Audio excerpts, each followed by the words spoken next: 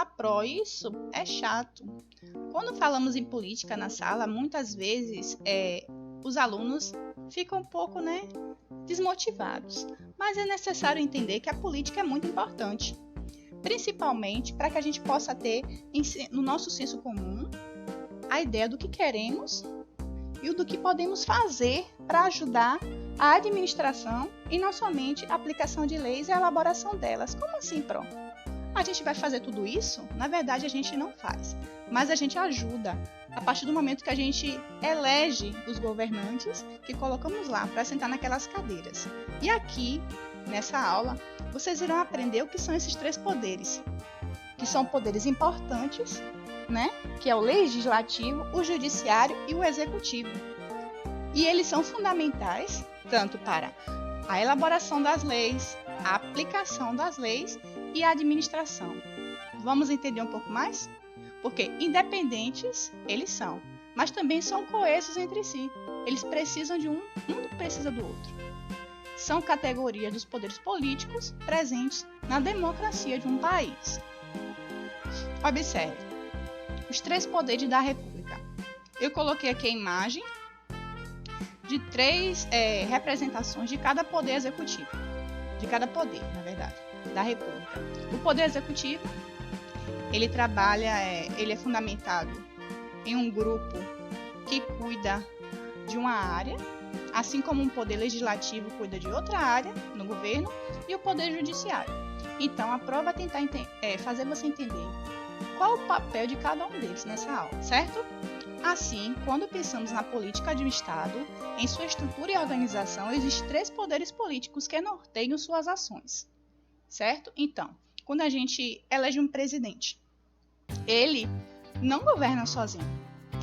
Ele na verdade, ele tem como aliado esses 3 poderes, que não é de autoridade própria do presidente, mas ajudam ele gerando e tomando decisões para o bem comum de todos.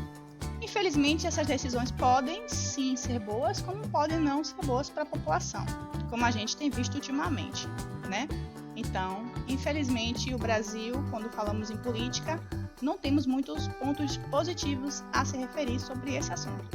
Mas precisamos ter esperança, que tudo venha se normalizar e que esses poderes possam trabalhar de forma organizada para o bem comum da população. E quais são eles? O poder executivo, que ele trabalha nesse lugar, o poder legislativo e o poder judiciário. Eu não estou entendendo. O poder judiciário trabalha nessa estátua? Não. Vou explicar para você já o que ela significa. Respectivamente, esses poderes são destinados um a executar as resoluções públicas, o outro a produzir as leis e o outro a julgar os cidadãos. Vamos entender o que cada um deles faz, certo? Vamos lá? O poder executivo. Vamos entender. Esse aqui é o local que trabalha esse poder representando a República. O poder executivo, como o próprio nome já pressupõe, é o poder destinado a executar. Então, toda vez que você falar poder executivo, lembre de executar. Executar, lembre de executar uma tarefa, executar uma atividade. Então, ele fiscaliza e gere as leis de um país. Então, ele vai fiscalizar para ver se as leis vão ser cumpridas, certo? No âmbito deste poder está a Presidência da República, os ministérios, as secretarias da Presidência, órgãos da administração pública e os conselhos de políticas públicas. Todas essas demandas aqui, eles trabalham nesse prédio. Então, aqui no Poder Executivo está, na verdade, o escritório do presidente, os ministérios, que a gente já sabe, como a gente está debatendo muito esse assunto do coronavírus, aqui tem o Ministério da Saúde, tem uma sala para cada ministério. E cada ministério também possui uma equipe que trabalha junto com ele.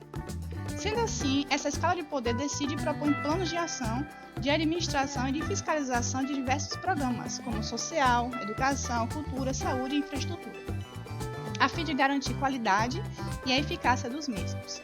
É válido destacar que no município, o poder executivo é representado pelo prefeito, enquanto a nível estatal é representado pelo governador. Então, esse poder executivo aqui, que a Pro está explicando, ele não é norteado na prefeitura, nem na ação governamental. Por exemplo, o prefeito e o governador, eles que decidem. Ele que é esse poder executivo dentro dessa realidade política. Já quando a gente fala do Brasil em si, que é um país, algo maior, esse poder executivo tem várias pastas. Por exemplo, os programas sociais de educação, cultura, saúde e infraestrutura, no poder executivo, trazendo para a realidade, por exemplo, aqui o prefeito de Salvador, ele tem uma pasta para cada programa social de educação, cultura, saúde, infraestrutura, assim como o governador. Então, ele é norteado de diferentes formas, mas a posição final desse poder executivo, assim como é dada pelo presidente, aqui na prefeitura é dado pelo prefeito, no governo, e quando fala do estado, que é o governador, é dado pelo governador, que também tem suas pastas, certo? Vamos lá. Tem um poder legislativo. Esse é o poder que estabelece as leis de um país. Já aqui é composto pelo Congresso Nacional, ou seja, a Câmara dos Deputados. Aí você vai lembrar dos políticos que ficam em Brasília, eles ficam aqui, ó, certo? A Câmara dos Deputados, o Senado, os parlamentos, as assembleias, cuja atribuição central é propor leis. Eles propõem leis e aí eles votam essas leis, marcam várias reuniões para conduzir o país. Tem muitas leis que às vezes não é a favor do povo, é a favor deles mesmos, a gente sabe disso. E aí eles conduzem a vida do país, de seus cidadãos, né? É o poder legislativo, que é composto pelos deputados, pelo Senado, parlamentos e assembleias.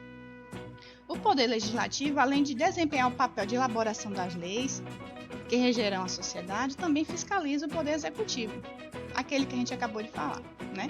Então eles fazem, executam, eles propõem essas leis e depois vão ver se realmente estão sendo cumpridas, né? Porque depois eles jogam para o poder executivo, para ver se realmente, né, vai acontecer. E às vezes sai do poder executivo para o legislativo também, para que essa lei possa ser aprovada ou não.